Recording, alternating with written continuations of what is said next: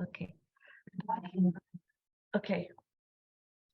Each week we gather together, the Jewish communities of all 6 GCC countries and our families and friends from around the world to hear an inspirational message before Shabbat, light candles, hear Dvar Torah, pray, and read a section from the weekly Torah portion. This week, the Israel Philharmonic Orchestra performed for the first time in the GCC. It was so wonderful to attend the performance in Abu Dhabi, which was just surreal. In addition to it being the holiday season, it is also the flu season. And this week, I have dealt with 5 young adults with a severe bout of the flu. So if you or your family have the flu, I wish you all a refuah shlema. Our speaker today is Rabbi Stav, who will share some words of inspiration with us about Hanukkah.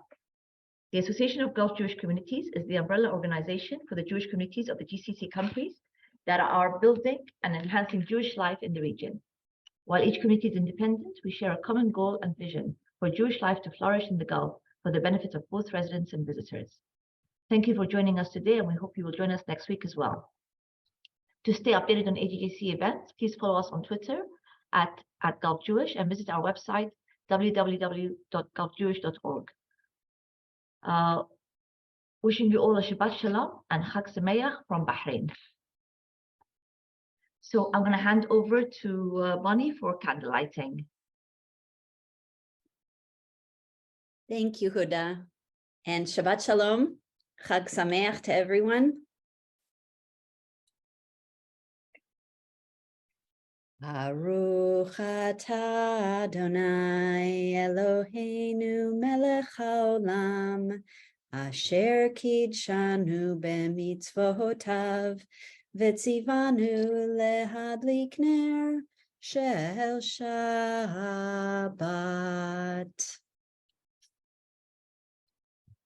Thank you, Bonnie. Shabbat Shalom.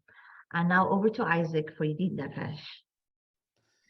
Yedid Nefesh, Avarachaman Mesoch Avdecha El Retzonecha, Yarutz Avdecha Kemo Hayal, Yishtachave Moladarecha, Ki yerav lo yedidutecha, minof etzof vechol tam Adonai, zifa olam, nafshi chola ahavatecha, ana el narefana la, beharot la noam zivach, אז תתחזק ותתרפא והייתה לך שפחת עולם ותקיימו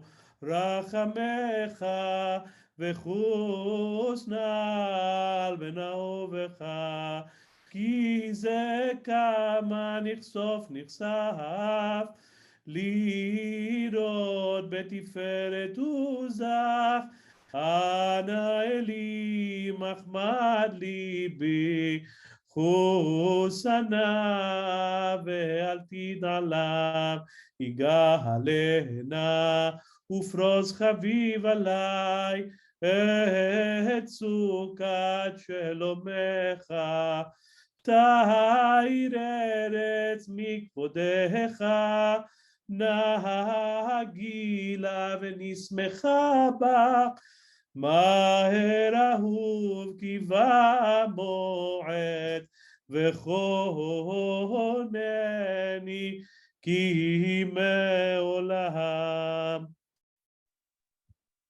Thank you, Isaac. And now over to Alex for Lecha Dodi and also to introduce today's speaker. Lecha Dodi likat kala pnei Shabbat nekabela. Lecha Dodi likat kala pnei Shabbat nekabela. Shamo v'zacho b'dibur echad ishbiyanu el hameyuchad Adonai echad u'shmo echad l'shem v'tiferet v'letihila. Lecha Dodi likat kala pnei Shabbat nekabela. נקבלה, לך דודי לקראת כלה, פני שבת נקבלה. לקראת שבת לכו ונלך, כי מקור הברכה מראש מקדם לשוחה, סוף מעשה במחשבה תחילה. לך דודי לקראת כלה, פני שבת נקבלה. לך דודי לקראת כלה, פני שבת נקבלה. מקדש מלך מלוכה, קומי צאי מתוך אפיך, רהב לך שבט בימי קבך, ויהיו יכלול עלייך חמלה. לך דודי לקראת כלה, פני שבת נקבלה. לך דודי לקראת כלה, פני שבת נקבלה. ימים ושמאל תפרוצי, ואת אדוני תעריצי על יד איש, בין פרצי ונשפחה ונגילה. לך דודי לקראת כלה, פני שבת נקבלה. לך דודי לקראת כלה, פני שבת נקבלה. בואי בשלום עטרת בעלה, גם בשמחה ובצלה, תוך אמוני ים סגולה. בואי חלה, בואי חלה. לך דודי לקראת כלה, פני שבת נקבלה. לך דודי לקראת כלה, פני שבת נקבלה. So Shabbat Shalom everybody. It's a big honor for me to introduce Rabbi Staff. Rabbi Staff was born in Jerusalem. He studied at Yeshivat Bnei Akiva Nativ Meir, by the way, the same yeshiva where I studied, and later at Merkaz Harav under Rabbi Avraham Shapira, who he views as his rabbi. He was ordained as a religious judge at the Kollel in Psagot and enlisted in IDF through the Hesder Merkaz program and served for 8 months in the Armored Corps. In 1986, Rabbi Staff began to serve as a lecturer at Or Etzion Yeshiva and as a rabbi on the Moshav Bnei Darom. From 1992 to 1994, he served as a rabbi in the National Religious Community Mizrahi and the Rosh Yeshiva of the Yavne School in Belgium for boys and girls in Antwerp. And I remember Rabbi Staff from that period very well, and I always enjoyed his weekly lectures. In 1998, he founded Yeshivat Hesder Petach Tikva together with Rabbi Yuval Sherlock. In this period, he began to serve as rabbi of Shoam, and from 96 to 98, he was the rabbi of Ma'aleh School of Television, Films, and the Arts. Following the Rabin assassination, he established the Tzohar organization together with Rabbi Yuval Sherlock, Rabbi Rafi Feuerstein, and other rabbis. Since 2009, he has served as the organization's chairman. Rabbi Staff was ordained by Rabbi Avraham Shapira. He served as a judge at the conversion court of Rabbi Chaim Druckmann and as a judge of the rabbinical court in Tel Aviv district. In 2008, he ran for the election of chief rabbi of the Chief Rabbi Council, but unfortunately he was not elected. If I could have voted for him, I would vote for him definitely. His candidacy was opposed by some Haredi rabbis due to Rabbi Staff's perception as a liberal as being too lenient in halachic matters. From 2015 to 2018, he served as co-chair of Or Torah Stone Institute along with Rabbi Shlomo Riskin. He is married to Aviva and he has 9 children. A few of the rabbi's famous opinions, if I may, before I give him the stage. Rabbi Staff is of the opinion that there is no need for 2 chief rabbis of Israel, one Ashkenazi, one Sephardi. I can quote him, "It is time that we have only one chief rabbi. There is no reason that we, the rabbis, will be the ones perpetuating separatism and factionalism within the public." Regarding the problem of aguna or get refusal, he suggests wider use of prenuptial agreements of Tzohar, and after years of consultation with experts in the field, he created an halachic prenup. Rabbi Staff believed that these prenups can resolve over 90% of those problems. And he also promotes opening the kashrut supervision in Israel to private initiatives in order to force the rabbinate to improve. He feels that competition is the only way to attempt an efficient system of kashrut supervision. The rabbinate's monopoly of kashrut leads to bureaucracy and corruption, if I can quote him.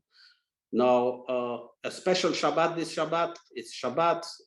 We have Rosh Chodesh, we have Shabbat Chanukah, so it's a big honor for us to host you, Rabbi Staff. Please. I think, Rabbi, you have to unmute yourself.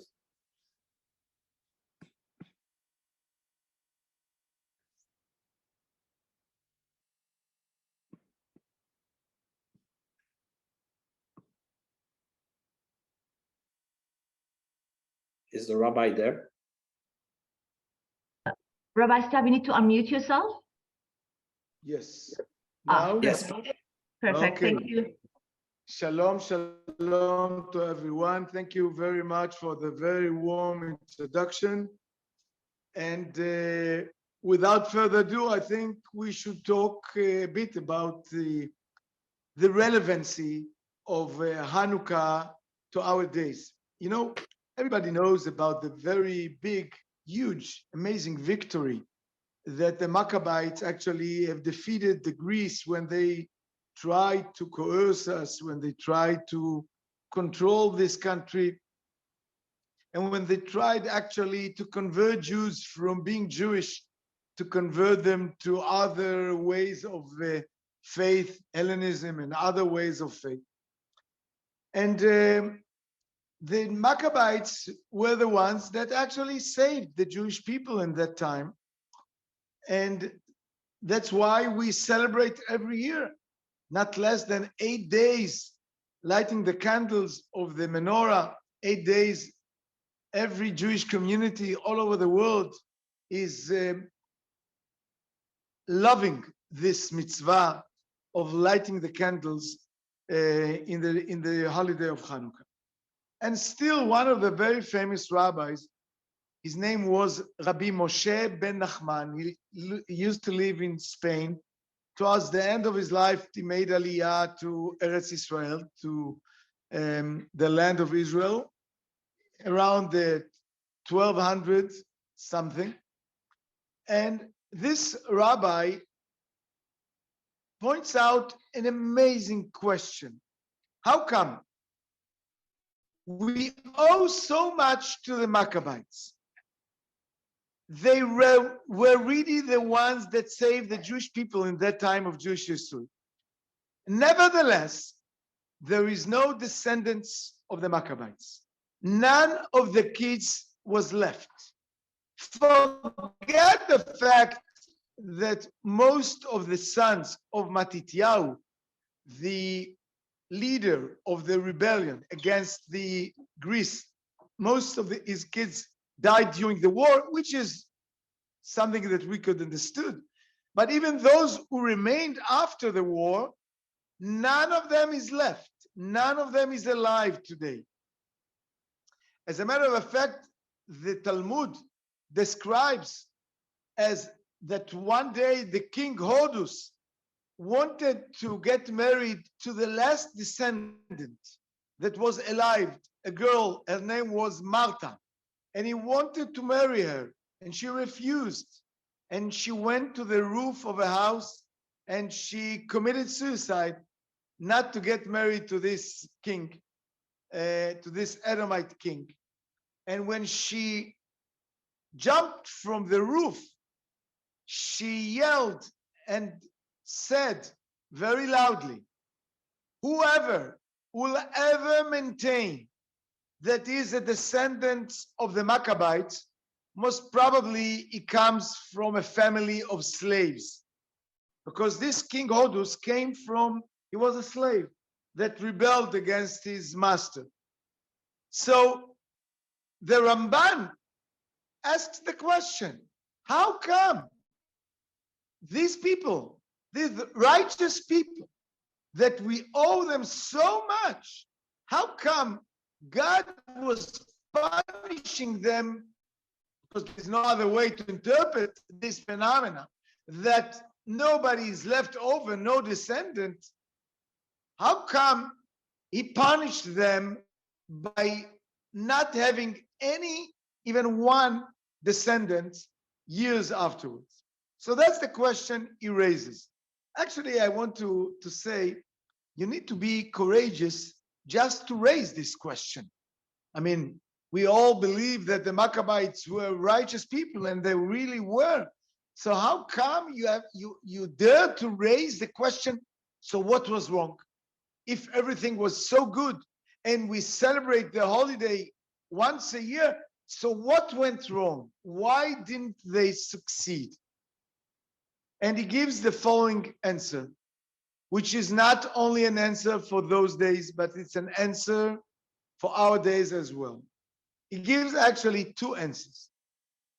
The first answer we will read in the Torah in 2 weeks from now. We will read in the Torah that when our forefather Jacob is blessing his kids, the 12 tribes, the 12 children, that the 12 tribes will come out from them, he blesses them that Judea, the fourth son, he will be the king. Lo yasur shevet miyuda. He will hold the stick. He will be the king. From his tribe will come the kings.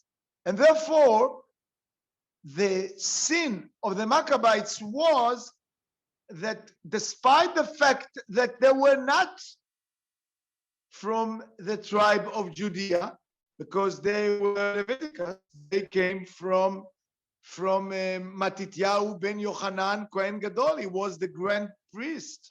So they came from the tribe of Levi, of Leviticus. It wasn't their mission to be the kings. It was prohibited on other tribes to try to be the king, and they wanted to be the kings. But he adds to this one more element. They were violating two prohibitions. The kingdom belongs to Judea, but they were violating another prohibition, and that's the prohibition that Kohanim, priests, should not be involved in politics.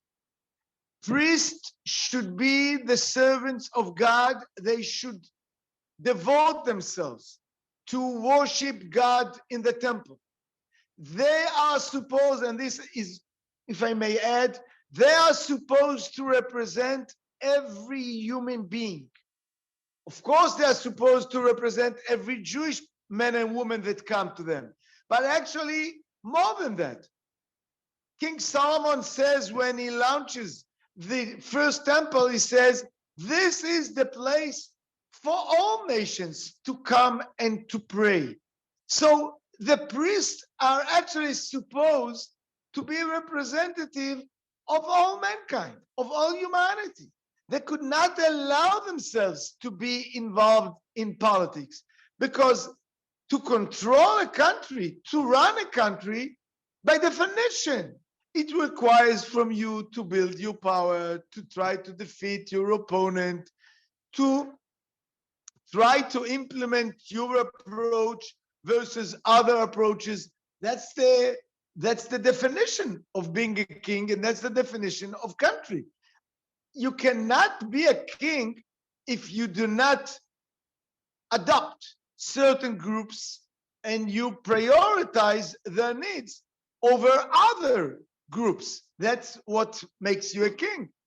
Of course, you have to take care of all the residents, of all the citizens. But basically, we all know, if we talk about American politics, we know that there are Republicans and Democrats. Those are interested in certain issues, and others are interested in other issues. We see that today in Israel. I mean, there are the right wing and the left wing, and there are different kinds of issues. We cannot expect that the government will be a government that represents all tribes. It's impossible. That's why they were elected, to run a certain specific policy that most probably fits to one group more than it fits to others. Of course, they have to take in consideration the needs of all the residents. But to be a Kohen, to be somebody that worships in front of God, that represents the Jewish people, you are not allowed to use power at all. You are a priest.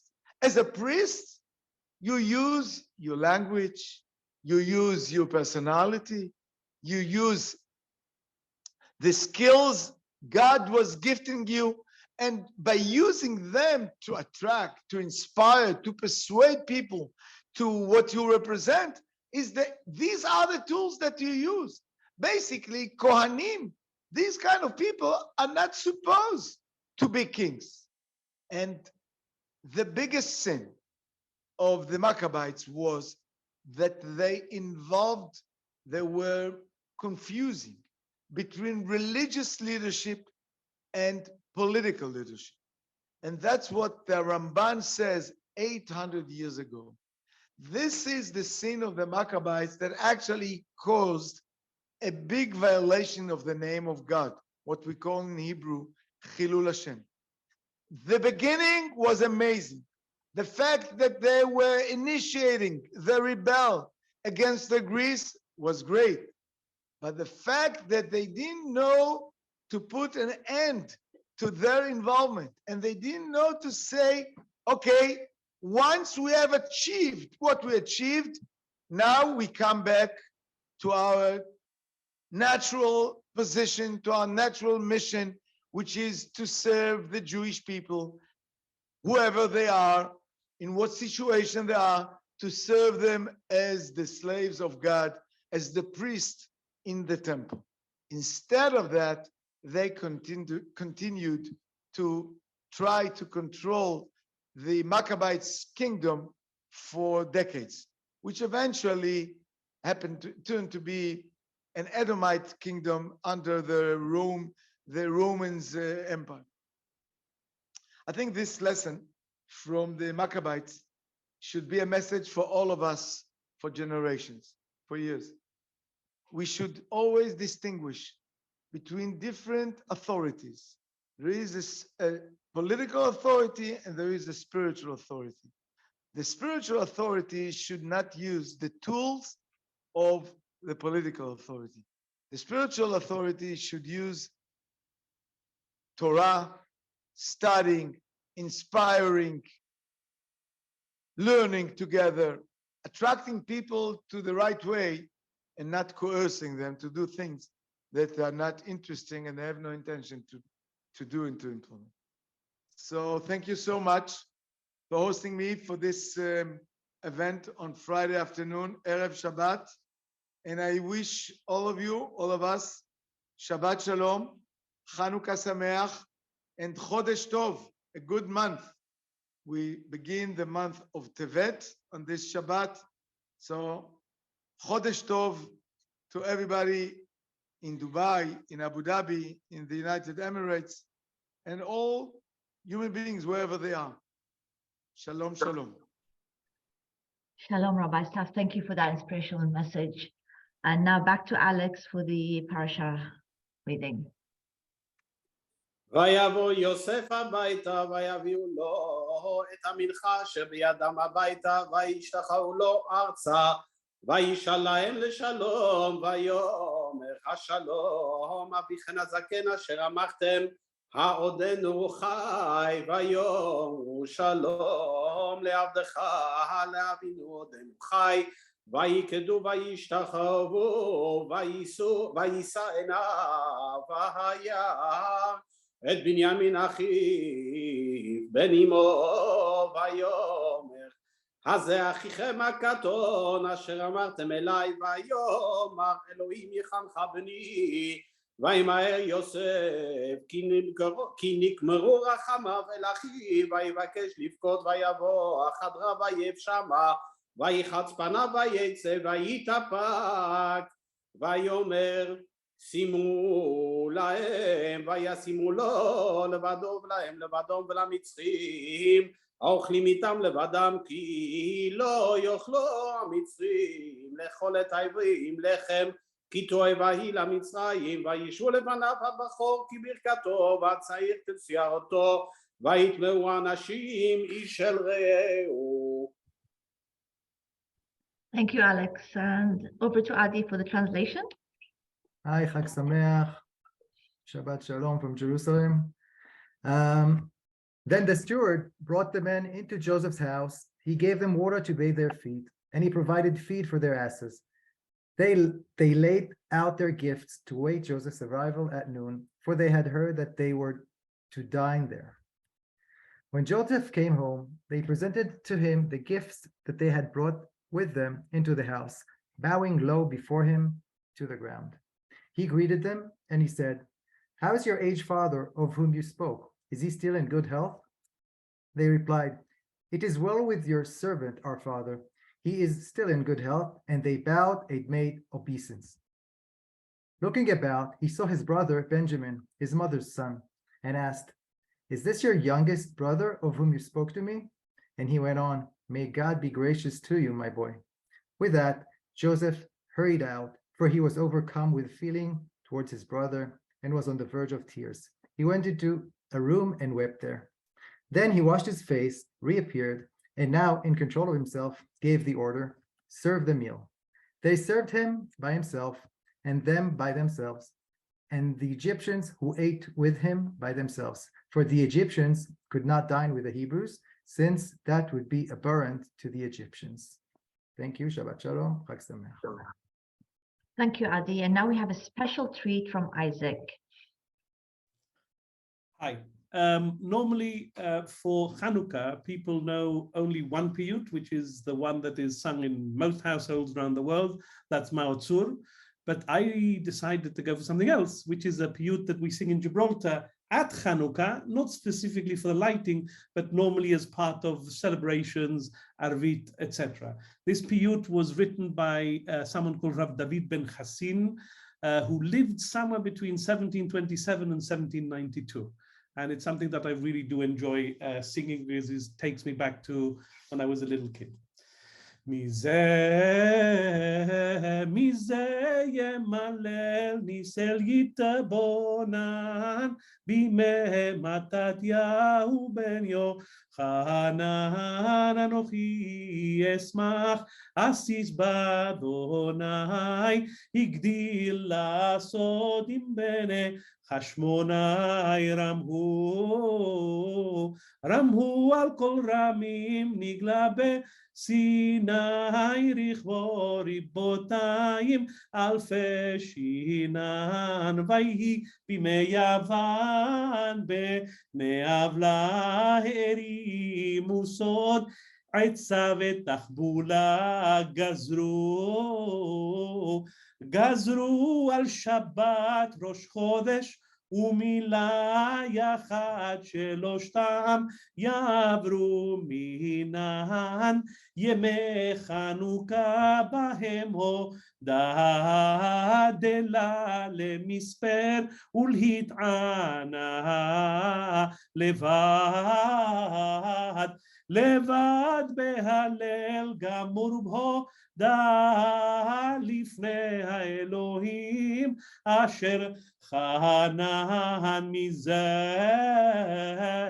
מזה ימלל ניסל יתבונן בימי מתתיהו בן יוחנן חובה עלינו כל שנה ושנה לכבד באורים שוכן מעונה